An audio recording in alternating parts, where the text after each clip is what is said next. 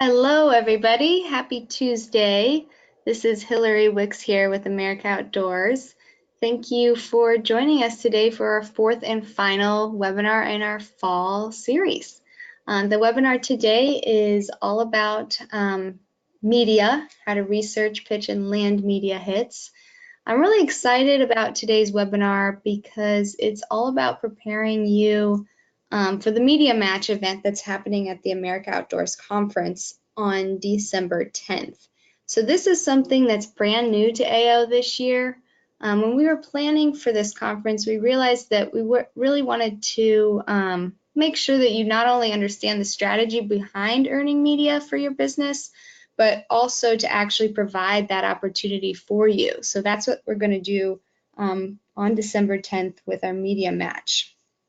Joining us today is Ches Chesick, who is the expert on outdoor travel writing. Ches is the executive director of the Outdoor Writers Association of America. He's worked on stories with some AO members, actually, and he's also going to be facilitating the Media Match event for us in Salt Lake. Hopefully you've all signed up for the AO conference by now, but if you haven't, you do have just a few weeks left, so email me if you need any assistance with that. A few reminders today before we get started. Ches will be taking questions at the end of his presentation, but you can go ahead and write them in as you think of them. To ask a question, just use the questions feature on your GoToWebinar panel. Please don't send your questions to me in an email, as I won't be able to see them and respond until after the presentation. If you want to go ahead and test the chat or question module, you can send a quick hello and I will respond to let you know it's working. All right, so now it's time to do some learning. Ches, I'm going to hand things over to you to kick things off. Great, Hillary. Thanks so much. Hi, everyone. Thanks for joining us today. I'm psyched to have you here and also looking forward to seeing everybody in Salt Lake City. I've got just to start a few bullet points here just to give a little bit more about my background. I've been in the outdoor and travel industries for about 20 years now. And as mentioned, I'm now the executive director of the Outdoor Writers Association of America. Also do quite a bit of work with the Society of American Travel Writers. I'm a freelancer myself, and you can see where some of my works have appeared. Do a little bit of TV and some radio, and also done PR work for various associations, nonprofits, and for-profits in the outdoor and travel industries. So what we're going to really focus on today is the Media Match itself, understanding how it's going to work, then also how to prepare for it as well, and learning a little bit more at the end about what media are going to be attending. So who's actually going to be there that you'll be able to sit down with and pitch your story ideas. This photo, by the way, is taken from an ATTA event, an Adventure Travel Trade Association event in Anchorage, where they were doing their media meetup. So you can see the gentleman there is pitching my friend Heather Greenwood Davis on some story ideas.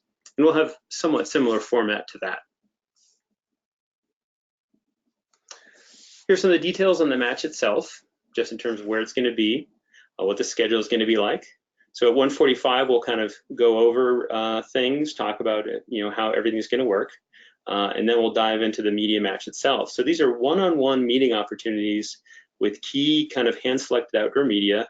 You'll be able to sit down and connect with them and pitch them story ideas specific to your business.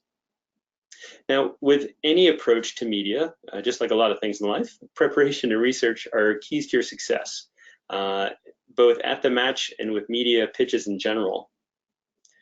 So the match will be open to all attendees. There's not going to be any kind of pre-scheduled appointments. What you'll do is you'll kind of get a sense of who you want to meet, and we're going to provide some information about all of the attending media, not just as I mentioned earlier at the end of this webinar, but also at the Salt Palace itself. So you'll have a flyer that's going to break each one down, have a photo so you can identify them. We'll mention what stories, ideas that they're looking for, and also what not to pitch them on. If there's certain things they just don't cover, or maybe they've covered a lot of something lately, they might say, just don't pitch me on X. But so you'll be able to get a sense of who they are before you sit down with them. Then you just find their table, which will be designated by a sign, and then you'll wait to meet. And we'll be rotating in 6-minute increments. And if there's a line of people for a particular media, if someone's really popular, you just have to wait your turn until we go through 6 minutes for anybody who's in front of you. So the real goal here, though, really isn't just to land a story. Ultimately, you really want to build relationships and become a trusted resource. When you become somebody who's attentive to your media contacts, who's providing them great story ideas, who's maybe providing them additional data, maybe even things not even related to your own company, you really become a resource, and ultimately that media might start seeking you out. Hey, I'm stuck on this story. I'm really looking for X type of person to get a quote from, or I'm looking for some kind of research to back up a story on, zipline companies, whatever it might be. So once you really earn their trust and again become a real resource to them, they could very well start reaching out to you. So it's really a long-term vision for these meetings. The 6-minute meeting is just the start.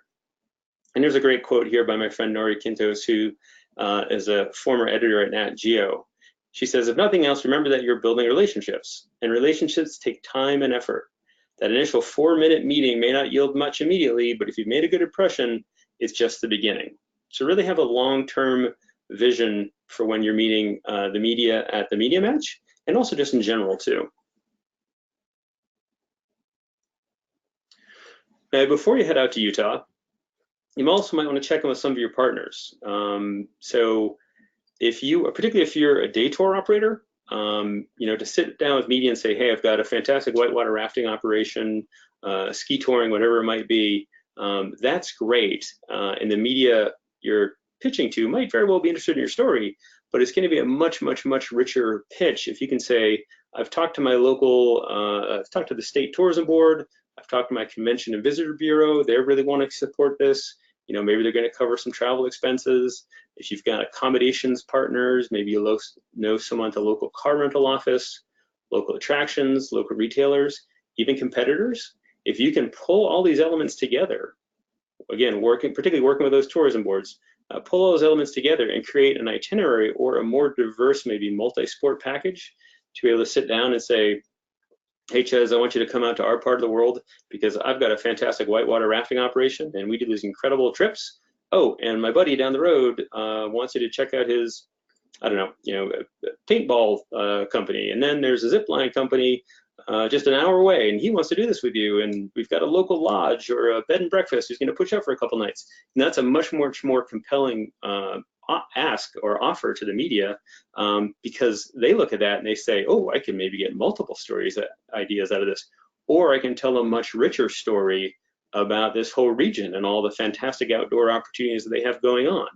So if you do have some partners that you can reach out to and maybe put together a kind of a more of a package, that's going to be a much more compelling offer when you sit down and you chat with some of the media in Salt Lake City.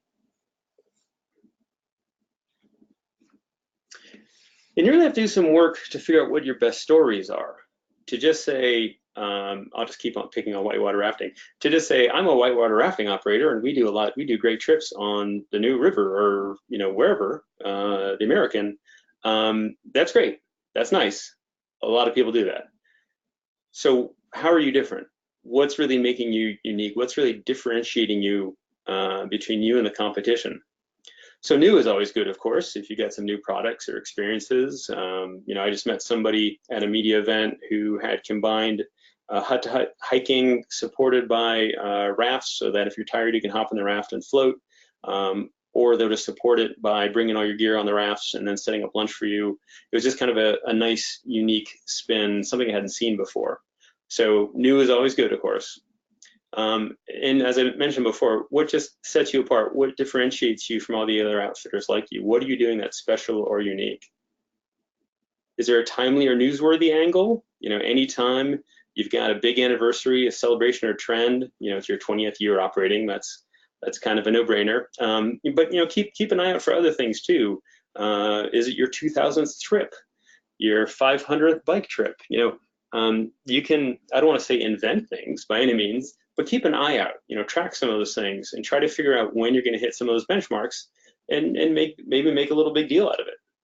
That's always a great time to reach out to media. We talked about, anything that your company is doing differently. Again, if you have pretty unique product or you're doing just a different type of tour. I wrote a piece recently about adventure operators who really focus, of course, they've been focusing for the most part on adventure, but more and more of them are starting to introduce a culinary element to some of their trips. So it's this kind of neat mashup of an outdoor adventure and then also a culinary experience. And so I wrote a roundup article featuring multiple different tour operators just about these kind of adventurous culinary trips. So anything you're doing like that is always of interest. Do you have any employees, or do you yourself have some other additional skills or background or something that might be of interest? Don't forget that you can also get great stories out there, not just by going to maybe some of the usual outdoor media or even business-focused outlets, but good human interest stories. That'll get you out there, and also, of course, humanizes your business. When they say somebody writes a story on you because you're the founder, you're a head guide, and you've done some amazing other things, and you're bringing it to the table in terms of how it influences maybe your guiding or your operation of your business, that might be an angle you might want to follow with the appropriate outlet. Of course, if you're doing anything exceptional in the communities, be it some kind of maybe conservation work, restoration, helping out local nonprofits, charities, etc., that's always good to focus on and consider as well. Is your business or destination a leader in what it offers to visitors? And what are you doing there? And then again, kind of coming back to the personalities on your team, do you have guides, partners, folks that you could maybe pitch to their hometown newspapers, assuming, of course, that their hometown newspaper is in one of your markets. I've gone after people's college alumni magazines, and talking to an operator, I'll say, "Where'd you go to college?" And I say, "Why?" And I say, "Well, you went to Arizona State. Let me pitch your story out to the Arizona State College Alumni Magazine." And this is kind of getting outside of the media match itself, but just some other ideas to consider. I had another client, he was an Eagle Scout, so I pitched Eagle Scout magazine. I've written things for National Guard publications because I was in the Guard, and I've known other people in the Guards as well. So again, that's a little bit outside the media match. You won't see those publications there, but just something to think about as you start to really ponder your best stories and create a list of good ones. Here's another quote from Nori. Her advice: think in threes. 1 cool thing is an outlier. 2 is meh. 3 is a trend. If your tour company is doing something interesting, the idea can nevertheless be a tough sell. Journalists like to identify trends. Do them a favor and find similar or complementary examples, perhaps even from your competitor. Your idea will have a better chance of seeing ink. So once you can kind of line up some of those things, again, the food tour concept that I mentioned earlier, I landed that not because I could say, here's one operator who's blending adventure travel and culinary travel. It's because I could say, we can do a roundup of 7 or 8 of these guys and really create a very diverse story there.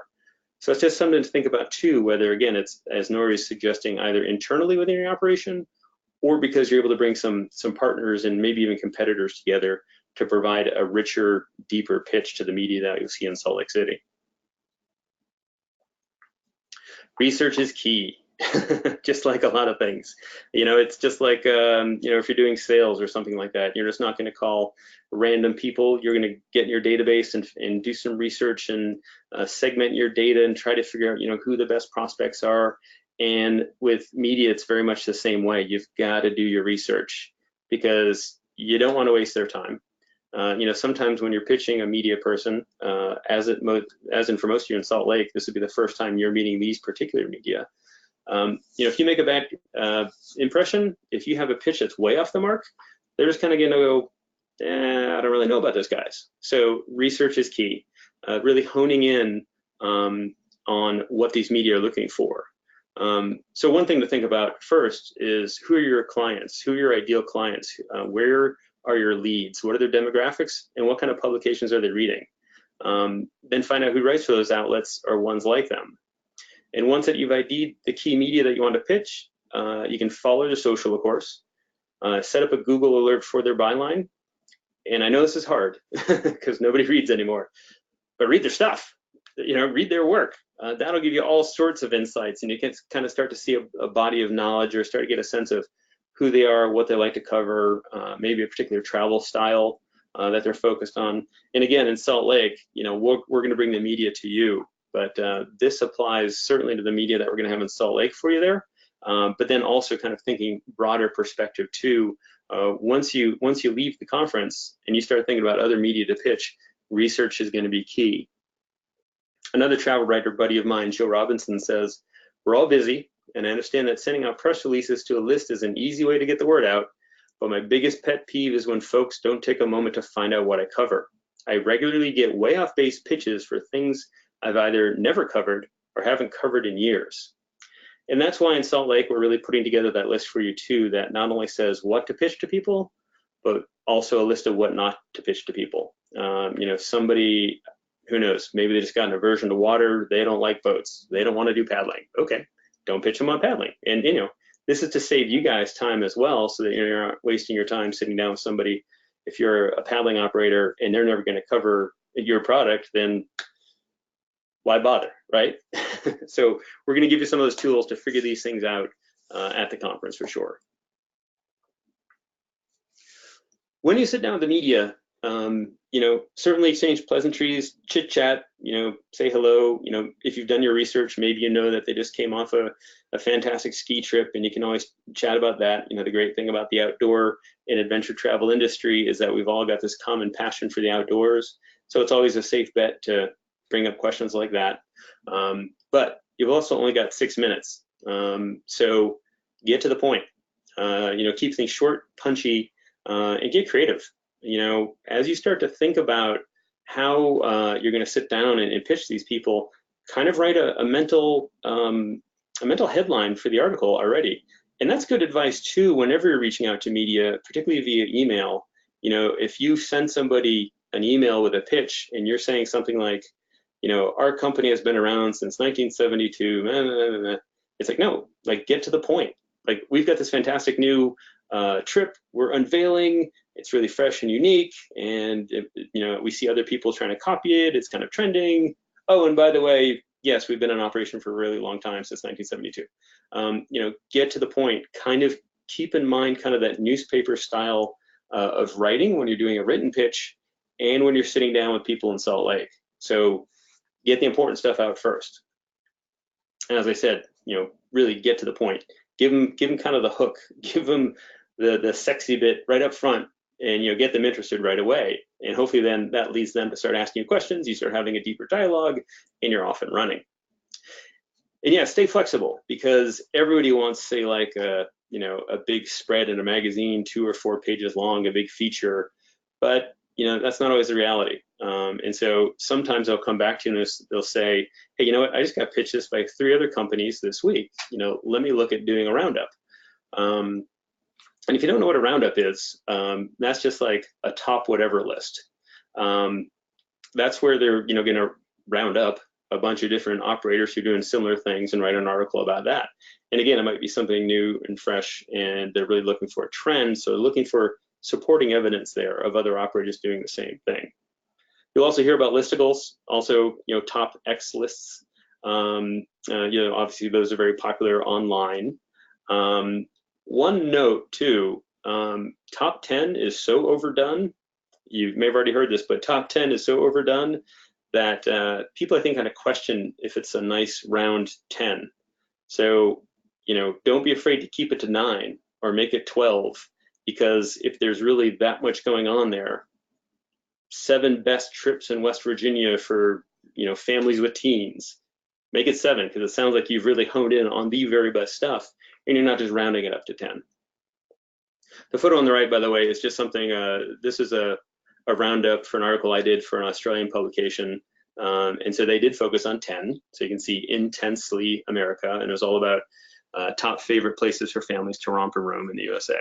So just to give you an example of kind of like one of those roundup concepts. So like everything you're pitching, be it sales or media pitches, be prepared for no. We've all been there, I'm sure. But don't just always take a hard no. What kind of no is it? You know, if they say that's just really not a fit, you know, you're probably done. But if they say something like, you know, I just did a story on that. Okay, they're not going to pick up your pitch. They're not interested right now, but they just did a story on that. They write about this stuff. So that means come back to them in a few months, you know, and they say, I just did a story on that. Then come back and say, well, there are other outlets where this story might be a fit, you know, because if they're a freelancer, they may have pitched it to one, but maybe you can brainstorm some other ones. You know, anything you can do to help them get more placements is going to make them happier. And again, is going to help build that longer term relationship and help you become that resource that we're looking to build you into. So anything you can do to say, hey, I found a publication that I think you'd be great for that maybe it's not on your radar, and I know the editor. You know, anything you can do like that would be amazing. So just kind of keep that in mind as well. Similar thing with if you hear, not at this time, okay, well, when? When is a good time? Again, when should I follow up? You know, let me get back to you in 3 months, 2 months, next season. And you know, another one is yeah, it sounds interesting, but this is where there's a yes there, and maybe you need to help them find it. Well, which part is interesting? Oh, you like this one angle of the trip? Okay, well, actually, we do some other trips like that with that same angle, but it's backpacking or cross-country skiing or whatever it might be. You know, start to bring that conversation in a different direction, because they did just say it is interesting. They just maybe need your help, your additional nudge to figure out how it's going to be interesting, how it's going to work for their outlets, and how they're going to turn it into a viable story that they can then sell. And of course, as always, you know, be sincere as you wrap up. Thank them for the time and consideration, and just be, of course, pleasant and polite. Follow up. So remember, your ultimate goal is to build that relationship. So follow up in a timely manner. I'm always amazed when somebody's got media on the hook and they might pitch them something and say, this sounds like a great story. Can you send me a quote? And then it takes them 2 days or 3 days to get back to them with a quote or a photo. And it's always kind of amazing to me. It's like, it's right here, right now. Go get it. You know, and if you can show that you are timely and you're on it, then they're gonna, again, you're building that trust with them. You're becoming that resource for them, right? And don't be afraid to stay in touch. You know, yes, you can add them to a newsletter distribution list, but what's that really doing? You know, if it's personalized, it's much, much stronger. I know a tour company that was kind of vetting this woman who at the time was an editor at Yahoo Travel. And so they knew that she loved her Dachshund dog. And so they would send her like little Dachshund treats and things like that, just staying in front of them, in front of her, to keep that brand in front of her, you know, of course, always including, you know, hey, here's our latest, here's a new pitch. You know, anything you can do to say something like, hey, we just ran a research report, or hey, did you see this thing over here? I thought it'd be perfect for you, even if it's not about your company. Again, you know, trying to build yourself as that resource, that go-to person who can maybe land them larger stories other than just, you know, here's this fantastic operator that does great trips, which is a nice story. But if you can, again, be that resource and bring them other information, that's just going to build that trust and, again, set you up as that resource. Okay, so let's say, and again, getting past Salt Lake City here. Oh, let me go back to one more thing. As you follow up, don't send attachments. These guys get bombarded with attachments, and you know, when you get so many of them, you start to get pretty nervous about you know, some of these documents or photos or something, maybe a file being infected or being a straight up virus. So don't send attachments. Press releases, send as text. Anytime you have photos or videos, send a link. Use Dropbox or something like that. Don't actually embed it. Don't drop it into the email. Just stay away from actual attachments. Just an FYI there.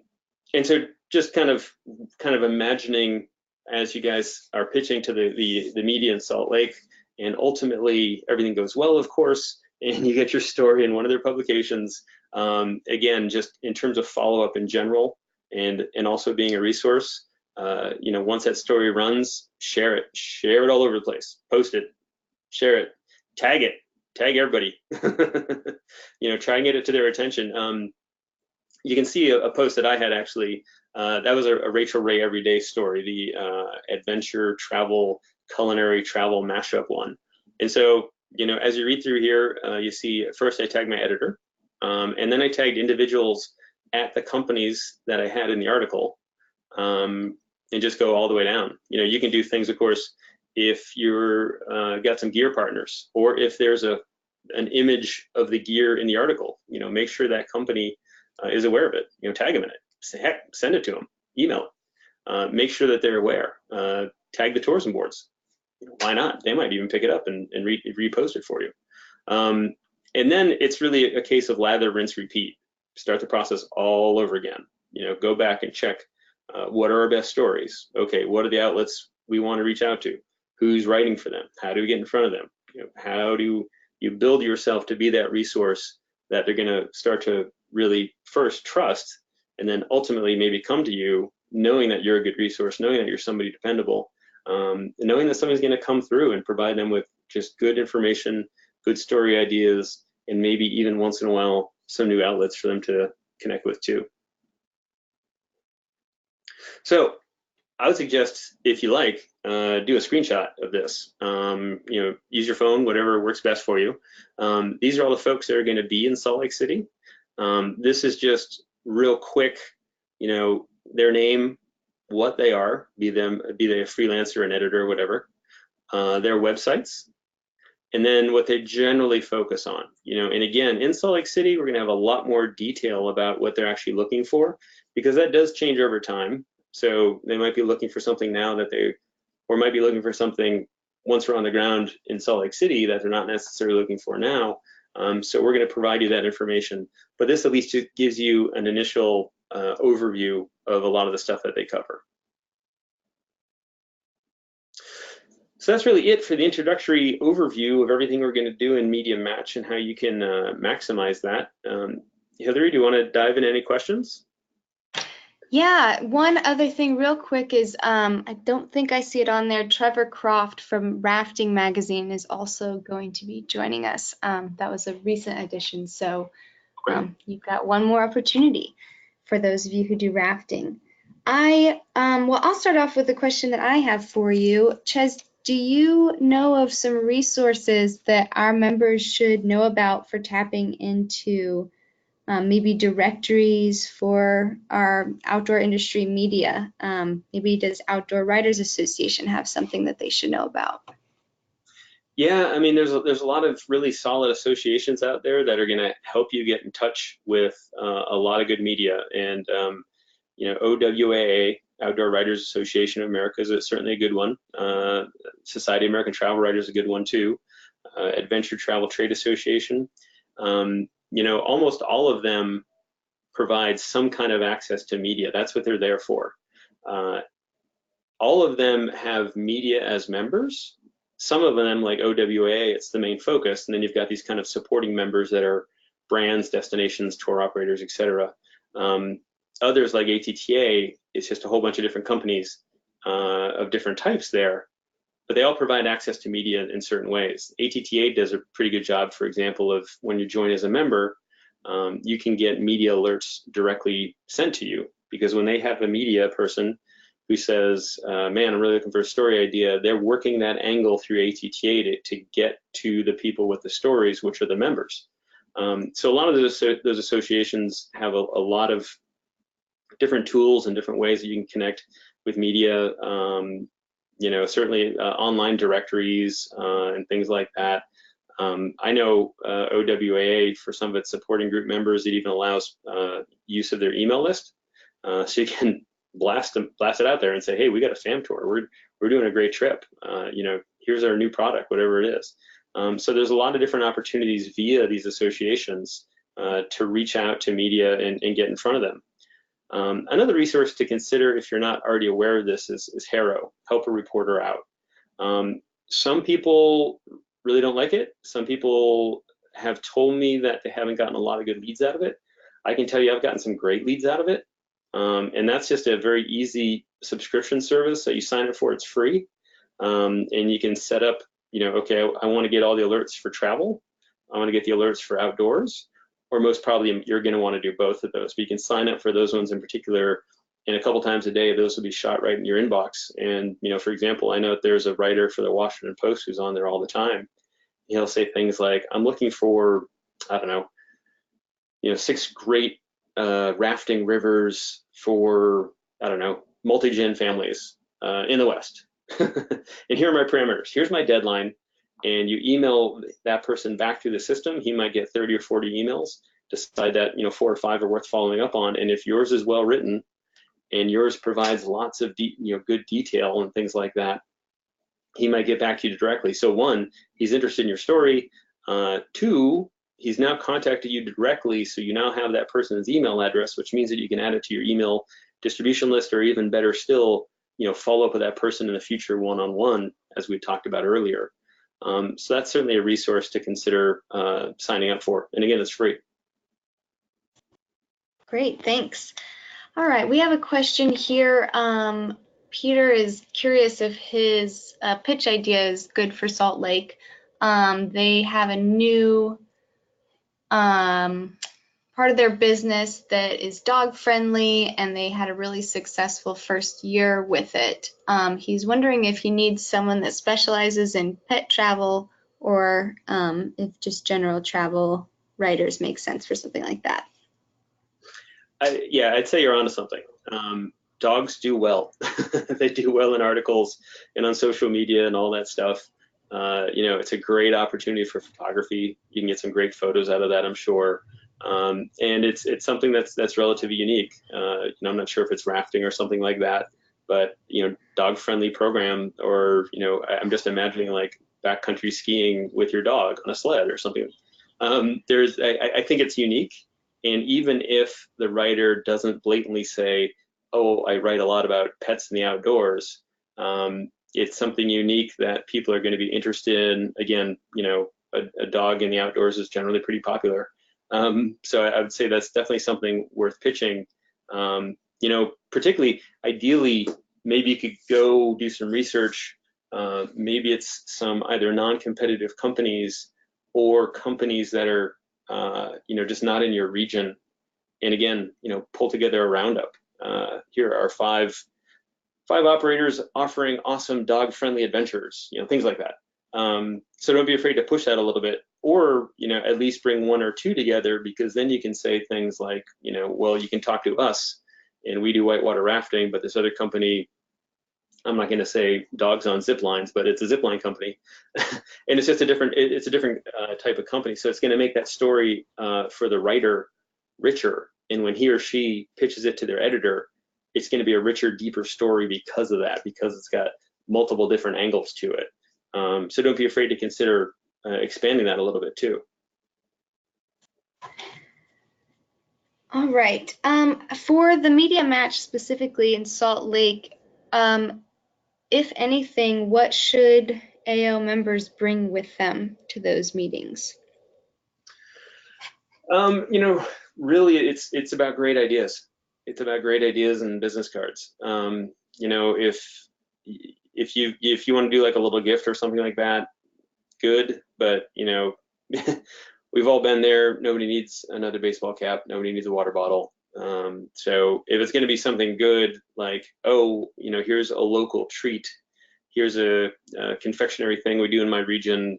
I often travel. I live in Ohio currently, and so I often travel with a box of Buckeyes, or a bunch of small boxes of Buckeyes. These are these little peanut balls covered in chocolate. That's kind of a local thing. And so it's just a nice little gift. And so when I meet somebody, or when I want to thank somebody for helping me out with something, I give them this little box of Buckeyes, because I know it's easy to share. If you don't want to pack it, you can chow on it and it goes away. Well, it's Utah, so I'm not going to say like a local liquor.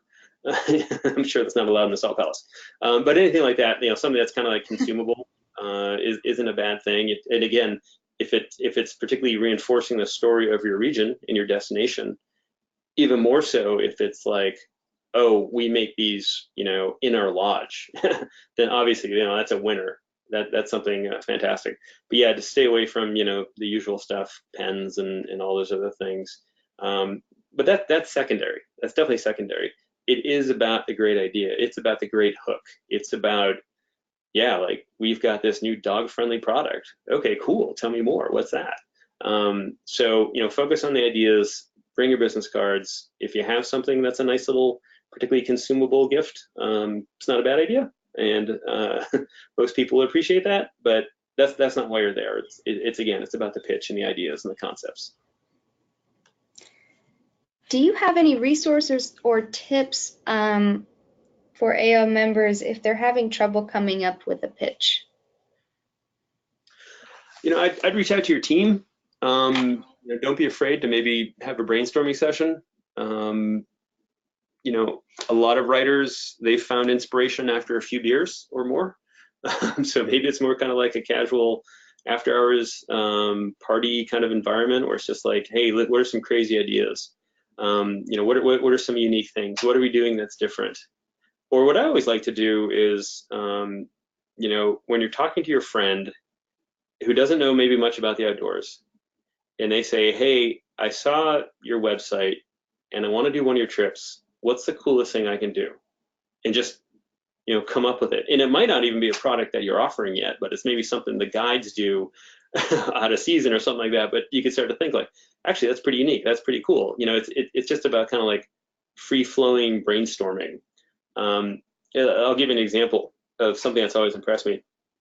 There's a big giant adventure travel operator, and I don't need to mention their name, but this concept that they came up with was brilliant. Now they've got a massive amount of product, lots of longer trips and things like that all over the world, and they cobbled a bunch of them together. I think it was about 12 or 14 different trips in the end to create a year-long itinerary. So, they could say like they've got a year-long trip. And if they sold a couple of those trips, great, that's awesome. But it was really all about the PR. It was really just about being able to say, like, look at us, we've got a year-long trip. In fact, what they did, as I mentioned, they strung together a bunch of other itineraries to make this kind of crazy, audacious, cool thing to do. If you could do something like that, just as an example, just as a thought about being creative, if you could do something like that about like, we've got a month-long, I don't know, backcountry trip of some sort. But then it's not, you're not creating new product. You're not making something that's arduous to deliver on when people do actually want to buy that. It's just more like, linking things together and kind of spinning it into, a little bit more of a compelling story.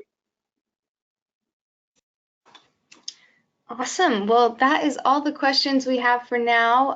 Hopefully that got some juices flowing for everyone so they can start brainstorming on what they want to pitch in December at Salt Lake. Ches, I really appreciate your time today. I'm looking forward to seeing you and everybody at the media match. My pleasure. Thanks so much. Bye, everyone.